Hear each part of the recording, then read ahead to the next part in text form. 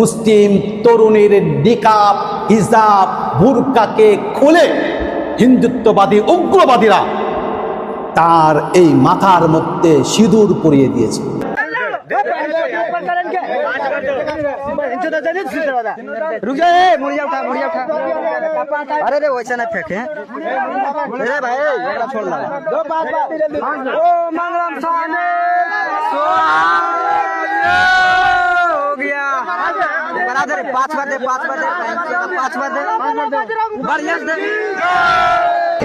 ভারতের বিহারে জোরপূর্বক একজন মুসলিম তরুণীর নিকাব, হিজাব, বুরকাকে খুলে হিন্দুত্ববাদী উগ্রবাদীরা তার এই মাথার মধ্যে সিঁদুর পরিয়ে দিয়েছে।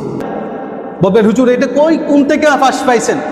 এগুলো আন্তর্জাতিক পত্রিকায় এসেছে, ইনকিলাবের মধ্যে এসেছে। ইনকিলাব এটাকে আপনি মিথ্যা বলবেন? সুযোগ আছে কোনো?